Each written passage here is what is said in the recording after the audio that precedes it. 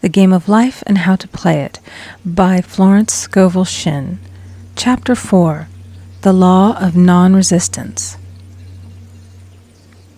Resist not evil. Be not overcome of evil, but overcome evil with good. Nothing on earth can resist an absolutely non-resistant person. The Chinese say that water is the most powerful element because it is perfectly non-resistant. It can wear away a rock and sleep away all before it. Jesus Christ said, "Resist not evil," for he knew in reality there is no evil, therefore nothing to resist. Evil has come of man's vain imagination, or a belief in two powers, good and evil. There is an old legend that Adam and Eve ate of Maya, the tree of illusion, and saw two powers instead of one power, God. Therefore, evil is a false law man has made for himself through psychoma or soul sleep. Soul sleep means that man's soul has been hypnotized by the race belief of sin, sickness, and death, etc., which is carnal or mortal thought, and his affairs have outpictured his illusions. We have read in a preceding chapter that man's soul is his subconscious mind, and whatever he feels deeply, good or bad, is outpictured by that faithful servant. His body and affairs show forth what he has been picturing. The sick man has pictured sickness, the poor man poverty, the rich man wealth. Young people often say, "Why does a little child attract illness?" when it is too young to even know what it means? I answer that children are sensitive and receptive to the thoughts of others about them, and often outpicture the fears of their parents. I heard a metaphysician once say, "If you do not run your subconscious mind yourself, someone else will run it for you." Mothers often, unconsciously, attract illness and disaster to their children by continually holding them in thoughts of fear and watching for symptoms. For example, a friend asked a woman if her little girl had had the measles. She replied promptly, "Not yet." This implied that she was expecting the illness and therefore preparing the way for what she did not want for herself and child. However, the man who is centered and established in his right thinking, the man who sends out only goodwill to his fellow man, and who is without fear, cannot be touched or influenced by the negative thoughts of others. In fact, he could then receive only good thoughts, as he himself sends forth only good thoughts.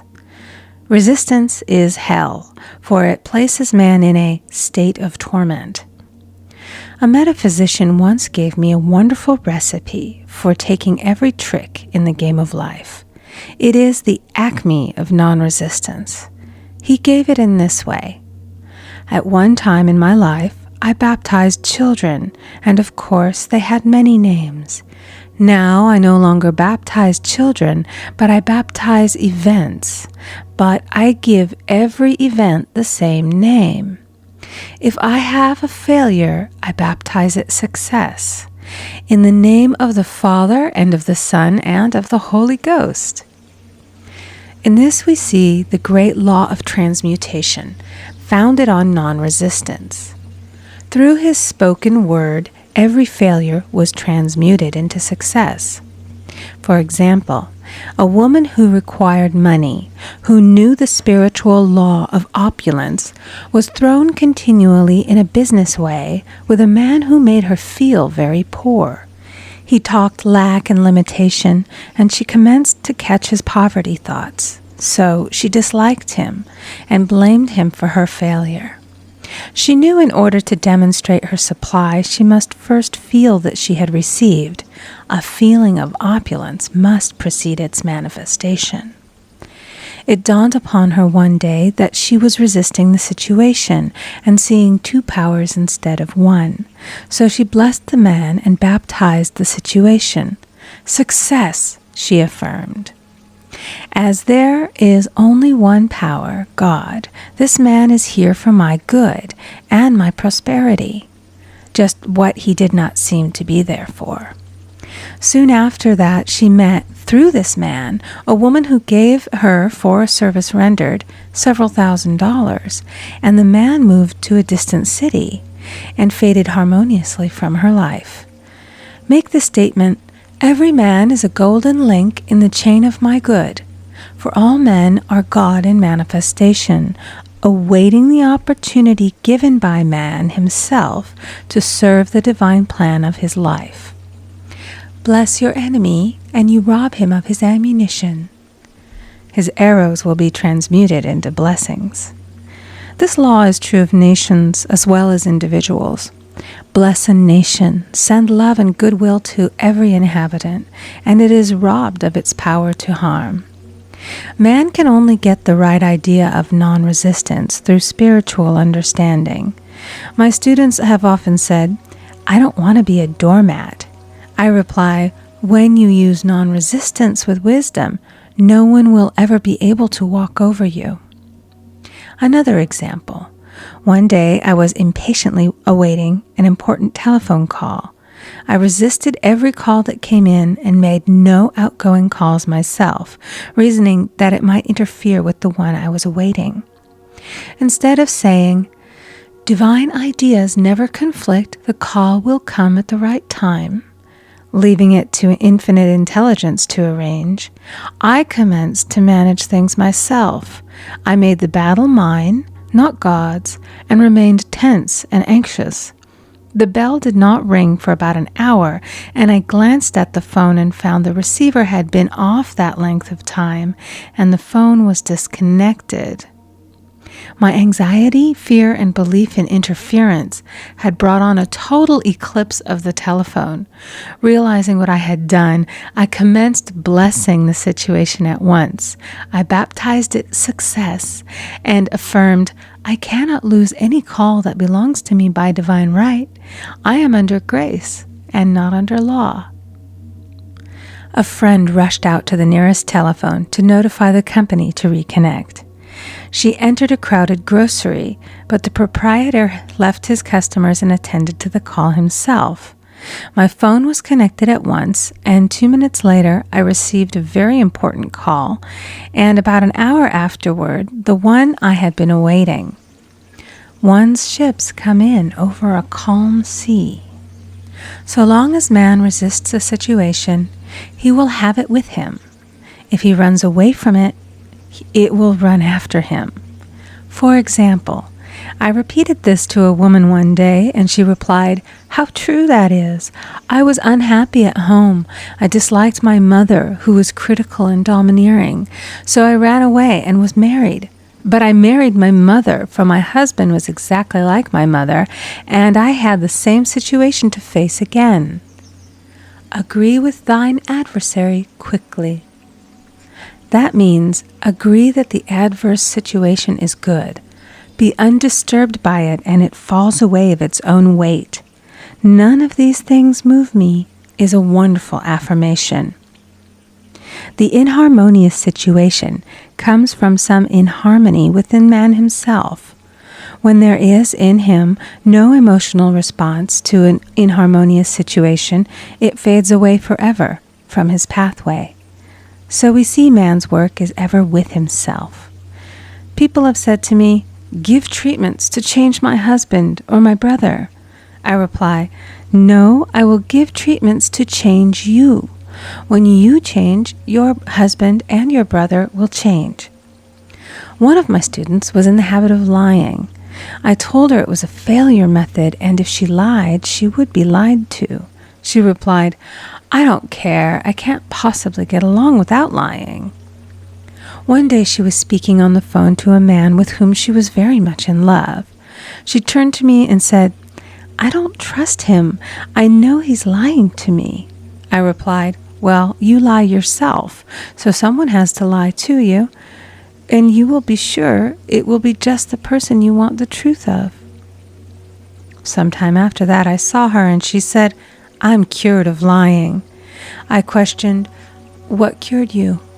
She replied, "I've been living with a woman who lied worse than I did." One is often cured of his faults by seeing them in others. Life is a mirror, and we find only ourselves reflected in our associates. Living in the past is a failure method and a violation of spiritual law. Jesus Christ said, "Behold, now is the accepted time.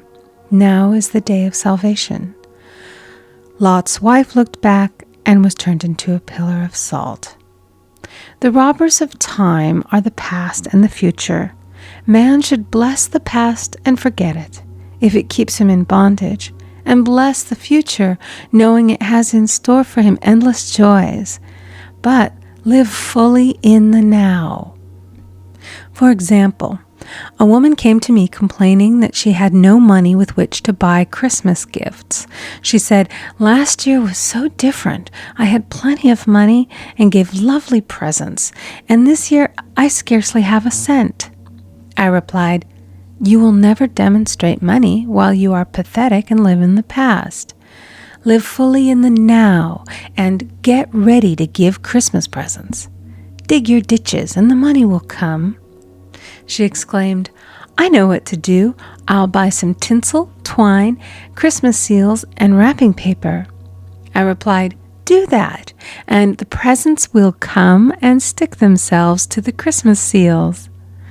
This too was showing financial fearlessness and faith in God, as the reasoning mind said, "Keep every cent you have, as you are not sure you will get any more."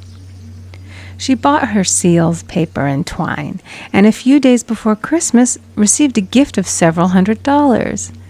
Buying the seals and twine had impressed the subconscious with expectancy and opened the way for the manifestation of the money. She purchased all the presents in plenty of time. Man must live suspended in the moment. Look well, therefore, to this day. Such is the salutation of the dawn. He must be spiritually alert, ever waiting his leads, taking advantage of every opportunity. One day, I said continually, silently, "Infinite Spirit, don't let me miss a trick." And something very important was told to me that evening. It is most necessary to begin the day with the right words. Make an affirmation immediately upon waking. For example, "Thy will be done this day. Today is a day of completion. I give thanks for this perfect day. Miracle shall follow miracle, and wonders shall never cease." Make this a habit, and one will see wonders and miracles come into his life. One morning I picked up a book and read, "Look with wonder at that which is before you." It seemed to be my message for the day, so I repeated it again and again. Look with wonder at that which is before you. At about noon, a large sum of money was given to me, which I had been desiring for a certain purpose. In the following chapter, I will give affirmations that I have found most effective. However, one should never use an affirmation unless it is absolutely satisfying and convincing to his own consciousness. And often, an affirmative is changed to suit different people. For example, the following has brought success to many. "I have a wonderful work in a wonderful way. I give wonderful service for wonderful pay." I gave the first 2 lines to one of my students, and she added the last 2. It made a most powerful statement, as there should always be perfect payment for perfect service, and a rhyme sinks easily into the subconscious. She went about singing it aloud, and soon did receive wonderful work in a wonderful way, and gave wonderful service for wonderful pay. Another student, a businessman, took it and changed the word to business. He repeated, "I have a wonderful business in a wonderful way, and I give wonderful service for wonderful pay." That afternoon, he made a $41,000 deal, though there had been no activity in his affairs for months. Every affirmation must be carefully worded and completely cover the ground. For example, I knew a woman who was in great need and made a demand for work. She received a great deal of work, but was never paid anything. She now knows to add, wonderful service for wonderful pay. It is man's divine right to have plenty, more than enough. His barns should be full, and his cup should flow over. This is God's idea for man, and when man breaks down the barriers of lack in his own consciousness, the golden age will be his, and every righteous desire of his heart fulfilled.